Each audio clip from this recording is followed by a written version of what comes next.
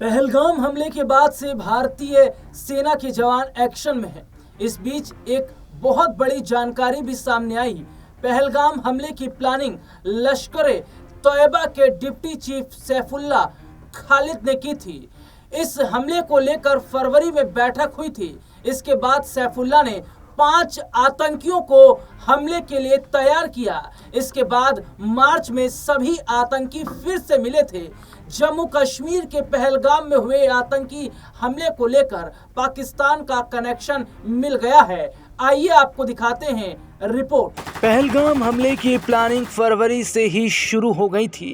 लश्कर के deputy chief Saifullah के order के बाद प्लान बनना शुरू हुआ। आतंकियों की पहली मीटिंग फरवरी में हुई थी। इसके बाद मार्च मीरपुर में आतंकियों की अगली बैठक हुई। इसमें सभी आतंकी शामिल थे। इस मीटिंग में पहलगाम को लेकर प्लान बनाया गया। पाकिस्तानी सेना ने भी आतंकियों की मदद की। लश्कर के डिप्टी चीफ सैफुल्लाह ने फरवरी में बैठक की थी। इस बैठक में 5 आतंकी कमांडर शामिल हुए थे। इसके बाद मीरपुर में हमले का प्लान बना। सैफुल्लाह के साथ मीटिंग में अबू मूसा इदरीस शाहीन, मोहम्मद नवाज, अब्दुल रफा रसूल और अब्दुल्लाह खालिद शामिल हुए थे। आपको बता दें कि पहलगाम हमले में शामिल संदिग्ध स्थानीय आतंकियों के खिलाफ बड़ा अभियान चलाया जा रहा है।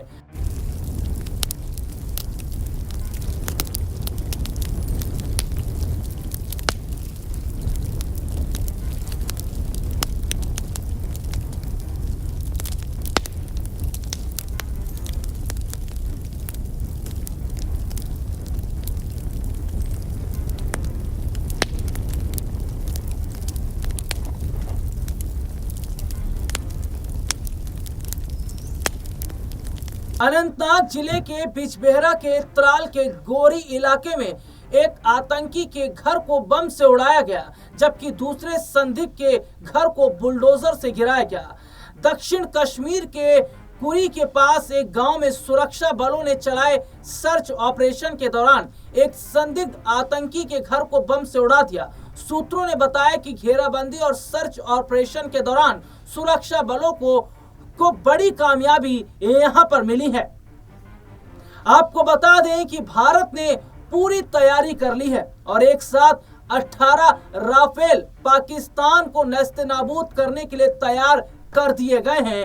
देखिए ये रिपोर्ट। भारत पाकिस्तान के बीच सीमा पर तनाव बढ़ता नजर आ रहा है। पाकिस्तान की सेना ने लाइन ऑफ कंट्रोल पर अपनी तरफ जवानों की संख्या और तादाद बढ़ा दी है। पाकिस्तान ने अपने जवानों को बंकर के अंदर रहकर निगरानी करने का आदेश दिया है। पाकिस्तान को एलओसी के साथ साथ इंटरनेशनल बॉर्डर पर भी डर सता रहा है। पाकिस्तानी आर्मी की 10 कोर का हेडक्वार्टर रावलपिंडी में है। उसे भी पाकिस्तानी आर्मी चीफ ने अलर्ट रहने के लिए कहा। इंटरनेशनल बॉर्डर के ठीक सामने सियालकोट की डिवीज़न को भी अलर्ट रहने के लिए कहा गया है, जिसका हेडक्वार्टर गुजरावाला में है। तो क्या पाकिस्तान को डर है कि जल्द ही अब भारत बड़ा कदम उठाएगा? भारत और पाकिस्तान में तनाव बढ़ गया है। पाकिस्तान को सबक सिखाने की मांग के बीच सेना प्रमुख जनरल उपेंद्र द्विवेदी जम्मू कश्मीर पहुंचे। उन्होंने 15 कोर में सुरक्षा बैठक की समीक्षा की और उसी जगह वह गए जहां आतंकवादियों ने हमला किया था। सेना प्रमुख श्रीनगर पहुंचना, बड़ी बैठक करना बड़ा इशारा करता है। अपने दर्शकों को बता दें भारत के पास क्या क्या विकल्प मौजूद हैं। ऐसे में 3 विकल्पों के बारे में भी सुनिए। पहला विकल्प, आतंक के ठिकानों पर मिसाइल अटैक। पाकिस्तान के बहावलपुर में आतंकी संगठन जैश-ए मोहम्मद के हेडक्वार्टर पर मिसाइल अटैक हो सकता है। दूसरा विकल्प, पाकिस्तान का मुरीद के जहां हाफिज सईद का आतंकी संगठन लश्कर-ए तैयबा का मुख्यालय है और भारत के खिलाफ आतंकी साजिशों की स्क्रिप्ट लिखी जाती है। लश्कर-ए तैयबा के हेडक्वार्टर पर मिसाइल अटैक संभव है। तीसरा ऑप्शन, पीओके में एक्टिव टेरर कैंपों और लॉन्चिंग पैड को निशाना बनाया जा सकता है। मिसाइल अटैक के लिए ब्रह्मोस और पृथ्वी मिसाइल का इस्तेमाल हो सकता है।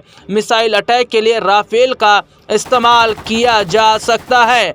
जी हाँ, उधर भारत और पाकिस्तान के बीच बढ़ते तनाव के बीच भारतीय वायुसेना ने सेंट्रल सेक्टर में युद्ध अभ्यास बड़े पैमाने पर शुरू कर दिया है। इसमें भारतीय वायुसेना के मुख्य फाइटर जेट बेड़े, खास तौर पर राफेल और सुखोई 30 MKI शामिल हैं। भारतीय वायुसेना के पास 2 राफेल स्क्वाड्रन है जो अंबाला और हाशिम मारा में तैनात है। इन अत्याधुनिक जेट्स की मदद से पायलट ग्राउंड अटैक और इलेक्ट्रॉनिक वॉरफेयर जैसे जटिल अभियानों का अभ्यास कर रहे हैं।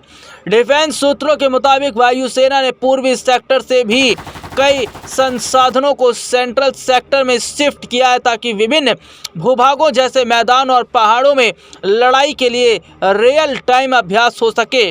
वहीं प्रधानमंत्री मोदी ने यूं ही नहीं आतंक को लेकर बड़ा बयान दिया और उन्होंने साफ तौर पर यह कह दिया है कि अब आतंकी बचने वाले नहीं। हालांकि पीएम मोदी ने बिहार के मंच से साफ कर दिया है कि उन आतंकियों को बख्शा नहीं जाएगा जिन्होंने इस तरह की कायराना हरकत की और चुन चुन कर उनसे बदला लिया जाएगा। रिपोर्ट देखिए।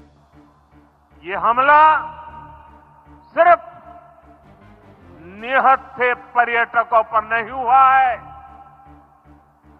देश के दुश्मनों ने भारत की आत्मा पर हमला करने का दुस्साहस किया है।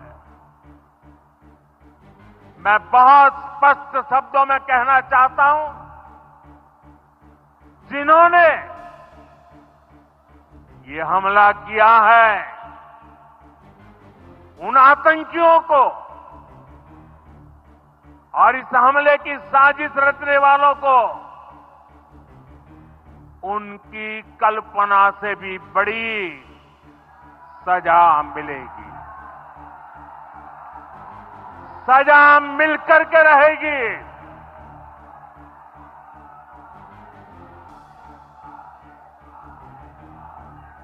अब आतंकियों की बची खुची जमीन को भी मिट्टी में मिलाने का समय आ गया है।